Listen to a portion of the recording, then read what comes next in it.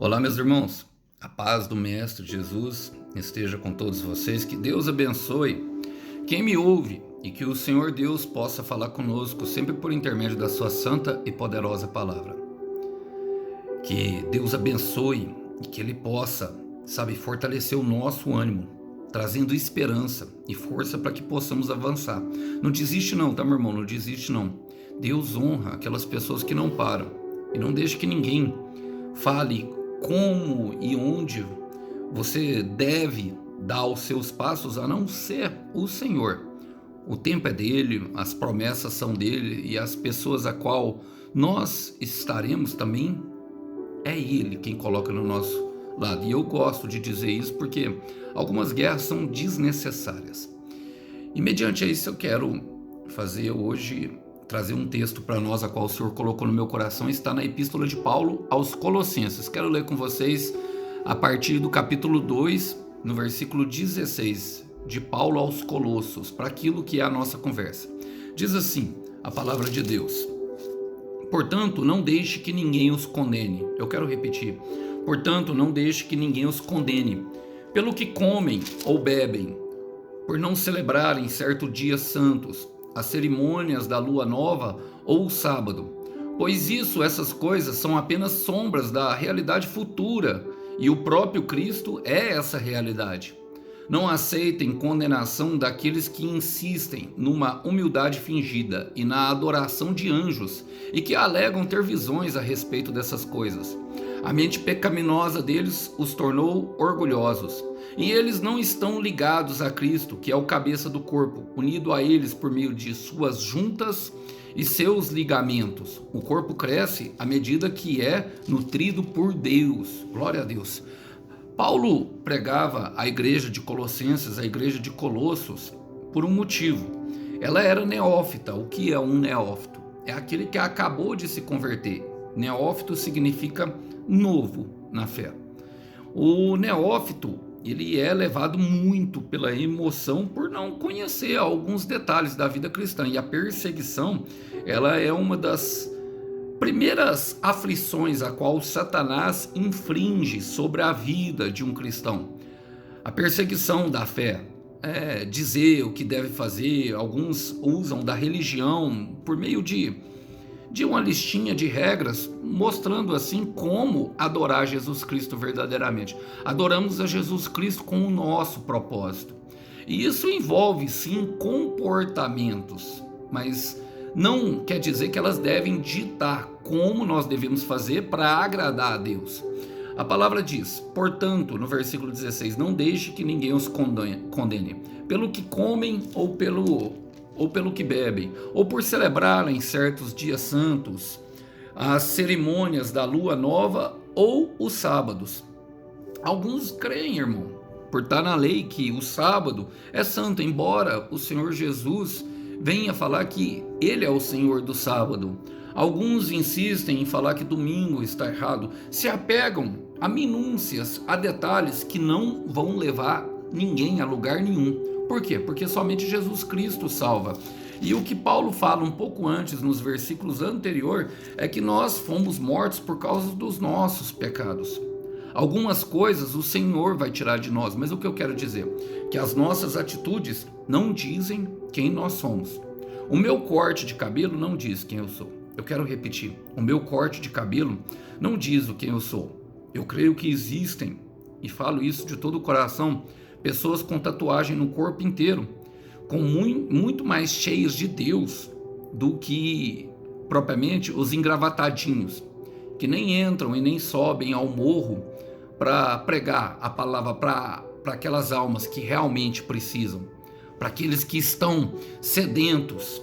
Olha, e aqui eu não estou julgando, porque também existem engravatados cheios da presença de Deus e tatuados cheios de ódio. Não é isso que define, não são as nossas atitudes que nos definem, porque, irmão, a atitude é um estado temporário.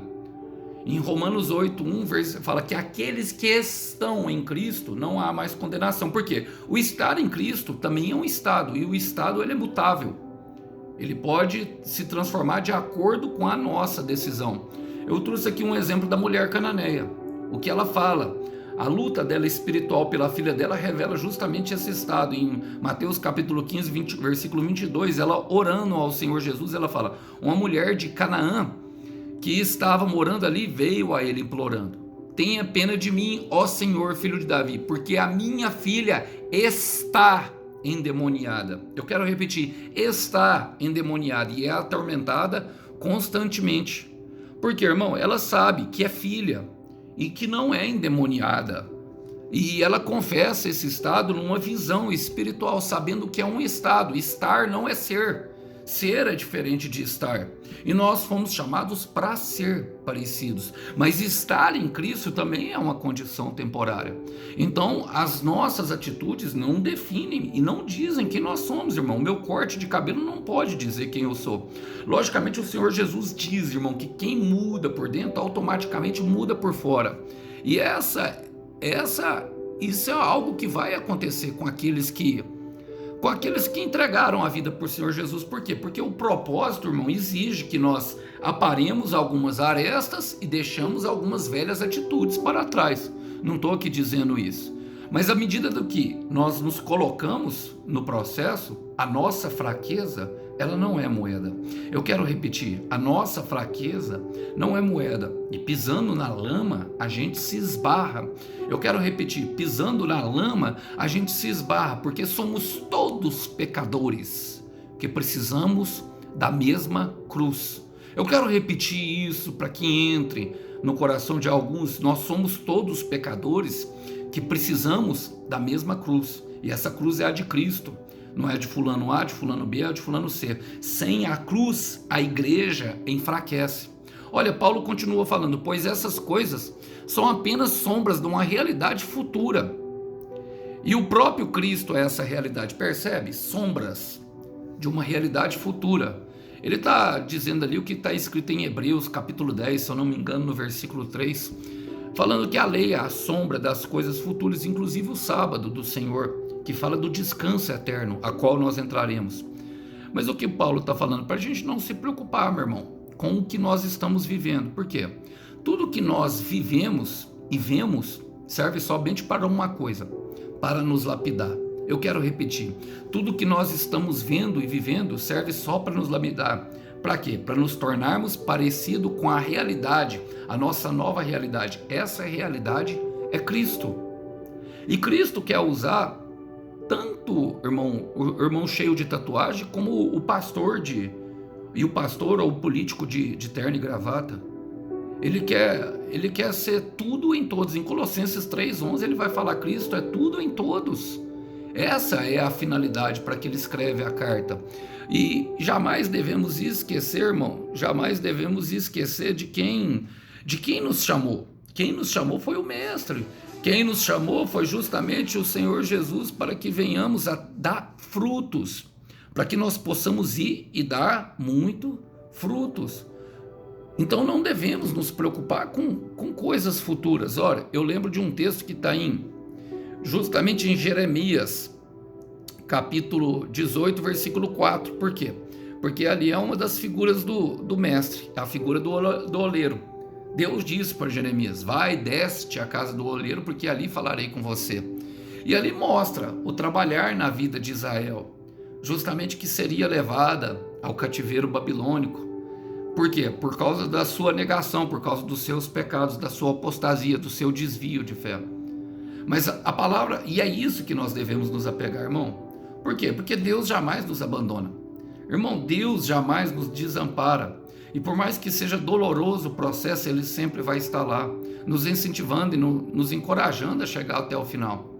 No versículo 4 de Jeremias 18, o Jeremias teve a visão de como é o trabalhar de Deus. E olha o que a palavra fala: mas o vaso de barro que estava sendo formado não saiu do seu agrado. Por isso, amassou novamente o barro e começou a fazer um novo jarro, conforme queria. Ele jogou fora? Não, irmão, ele amassou. É Ele quem é responsável. É Ele quem nos amassa. E essa mão que nos amassa é a mão que nos protege. Ele não desiste de nós. Ele não desiste em momento nenhum. Então não devemos nos mover por coisas que os outros pensam que nós devemos fazer para ser aceito por ele.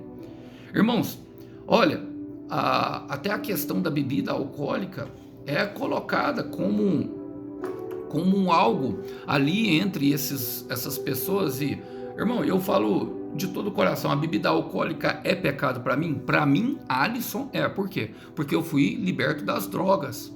E como Paulo fala em 1 Coríntios ou 2 Coríntios, capítulo 11, versículo 28, cada um examine-se a si mesmo antes de tomar a ceia do Senhor, sabendo das suas fraquezas. Por quê? A Bíblia não condena o alcoolismo, não condena o alcoolismo, ela não condena o álcool. O alcoolismo, sim, a embriaguez, justamente ser dominado por ele. Não vos embriaguei com vinho. Agora não está dizendo não tomem vinho. Efésios 5:17. Inclusive Paulo aconselha Timóteo em 1 Timóteo 5 a tomar um pouco de vinho para curar a dor que ele sentia no estômago. É a embriaguez. Agora, se eu tenho problema com vinho, se eu tenho problema com bebida, eu vou tomar? Não, eu vou me afastar. É uma consciência de maturidade que nós devemos alcançar, irmão, de eliminar tudo aquilo que nos deixa vagarosos na corrida que nos foi proposta, de deixar para trás tudo aquilo que nós não precisamos. Cada um sabe aonde dói, irmão, cada um sabe aonde peca. Ninguém sabe, faz ou comete algum pecado sem saber exatamente aquilo que está fazendo. Logicamente, irmão, se não puder beber, e como o livro de Provérbios fala que aqueles que foram chamados para governo, para serem sacerdotes, por exemplo, se você for olhar um pastor e ele for te dar um conselho com a boca cheirando álcool, você vai ouvir o conselho dele? Muito difícil de ouvir, não é verdade, irmão? Mas isso não quer dizer que você não possa se alegrar tomando um vinho com a sua esposa. E eu falo isso claramente e abertamente. Agora, para mim é pecado. Por quê? Porque vai me levar justamente aonde me levava à morte, às drogas.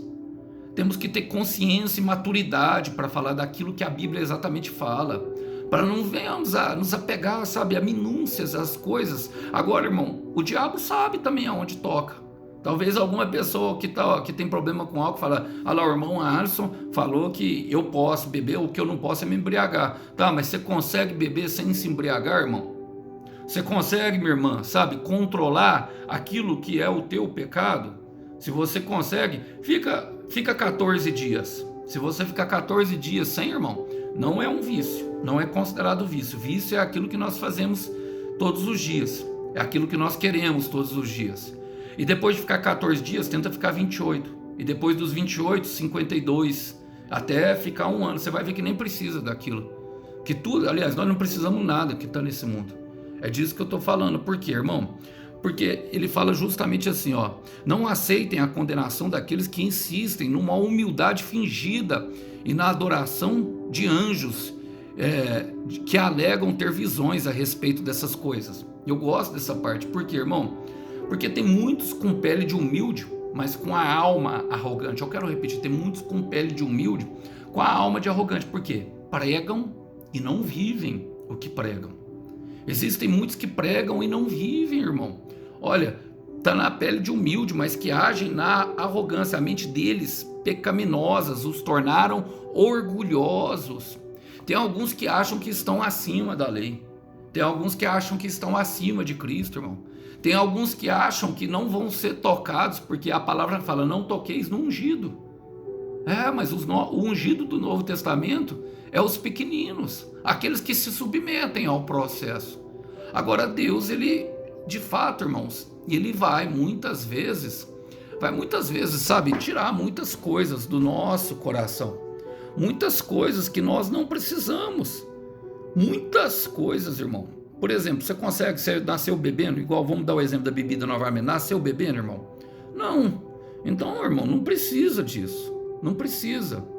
Olha, a gente não precisa, irmão, das coisas que a gente pensa que precisa. Olha, eu gosto de um texto de Jeremias 49, justamente, versículo 15, que ele fala: eu farei de Edom um povo fraco e desprezado pelas outras nações. Você foi enganado pela sua antiga fama e pelo seu orgulho. Você mora nas fendas das rochas que ocupam os altos dos montes, mas isso de nada vai adiantar. Mesmo que faça ninho nas alturas, como fazem as águias, eu o farei cair de lá. Está falando de uma soberba, de um orgulho, de um lugar onde está num lugar altivo. Aí esse povo de Edom é a descendência de Esaú. É aqueles que se movem pelo temporalismo, pelas coisas efêmeras e não pela eternidade.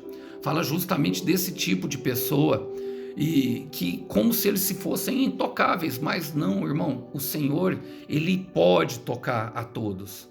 E aqueles homens que estavam dando instrução e perseguindo a igreja de Colossenses na fé agiam dessa forma, tentando descaracterizar o ensino de Paulo, tentando descaracterizar aquilo que é a sã doutrina. A palavra por si só, ela explica, irmão, e nós precisamos ler ela para que não venhamos a ser enganados. Agora, como que nós sabemos que estamos sendo enganados, irmão? Só por meio de oração e por meio de jejum e leitura bíblica. Por quê? Salmo 19, versículo 12 fala: quem sou eu para discernir os pecados que se escondem em meu interior? Quem pode esconder, irmão? Arrogância e orgulho é o dos pecados, é o mais difícil de ser detectado. Quero repetir, dos pecados mais difíceis de ser detectados é a arrogância e orgulho. Ele fala: por favor, Senhor, perdoe os meus pecados ocultos. Por quê? Porque nós não conseguimos enxergar todos. Todos nós temos pecados ocultos, irmãos. Todos nós temos alguma coisa que não, um ponto cego. Por isso que é necessária a lapidação entre os irmãos. Por isso que é necessário ir para a igreja. Aquilo que o irmãozinho falou que você ficou bravo, provavelmente é o que você deve corrigir entre si. Aquilo que o irmãozinho Alisson falou. Esse dia eu estava lá na academia, irmão. Aí um irmão lá, um instrutor, falou para mim, ó, eu fui repreendido. E eu saí de lá agoniado, porque muito difícil eu sou repreendido assim. Eu tenho um comportar, não que seja exemplar, não, mas eu já me tornei, irmão, sabe assim, de acordo com aquilo que Cristo quis para mim, eu deixei me lapidar pelas coisas que eu vivi e aprendi.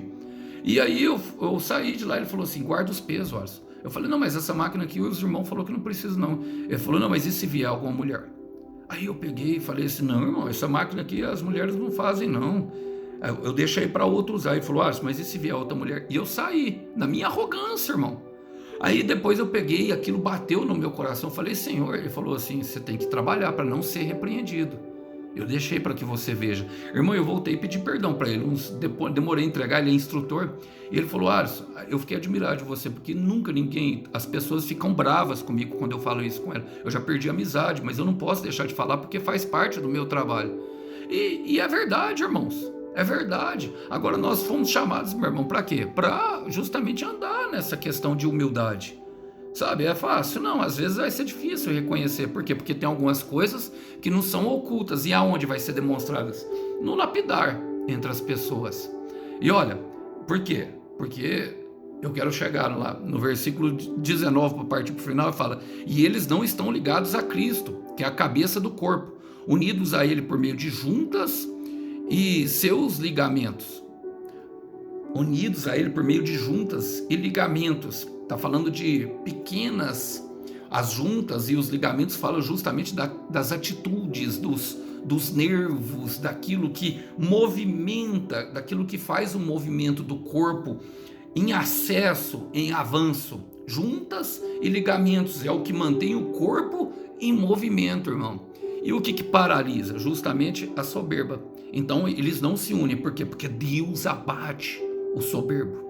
Eu quero repetir, meu irmão, Deus sempre vai abater o soberbo. Deus sempre vai se opor a pessoas orgulhosas. Pessoas orgulhosas com Deus não tem vez. Essas pessoas nem ouvem mais a voz de Deus. Em João capítulo 15, no versículo 1 e 2, ele fala: eu sou a videira verdadeira e meu pai é o lavrador. Todo ramo que estando em mim não dá fruto, ele corta.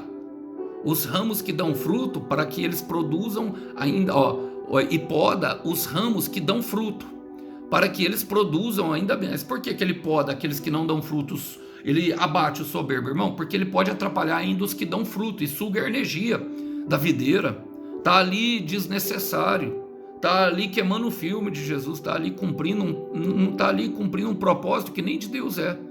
Não tem propósito um ramo que não dá fruto. Então ele abate o soberbo, ele se opõe aos orgulhosos. Por quê? Olha, ele vai falar: o corpo cresce à medida que é nutrido por Deus. Ou seja, tem que estar conectado. Então ele abate, ele poda, ele corta o que não dá fruto. E o que dá fruto, ele poda para que venha dar fruto ainda mais. Por quê, meu irmão? É Deus quem nos alimenta e nos traz crescimento. É Deus quem nos alimenta e nos traz crescimento, para que venhamos a vencer tudo isso.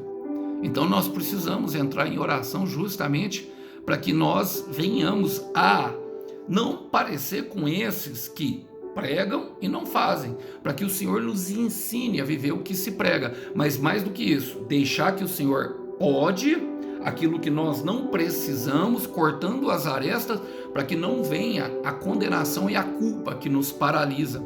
O texto começa assim: não deixe que os outros te condenem.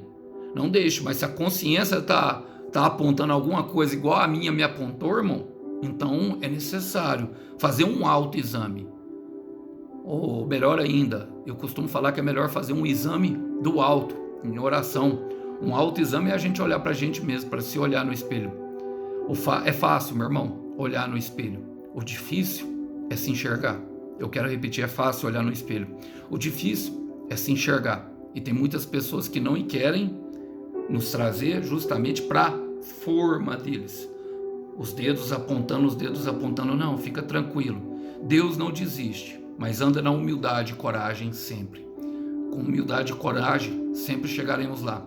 Tem uma frase aí que eu concordo muito com ela no mundo, fala que a humildade, ela pode até não chamar muita atenção, mas ela nos torna diferente de muitos. E eu concordo plenamente com isso. Se manter pequeno é uma escolha pessoal. Que os irmãos possam ficar com essa breve palavra. A paz do Senhor Jesus esteja com todos. Até uma próxima. Tchau, tchau.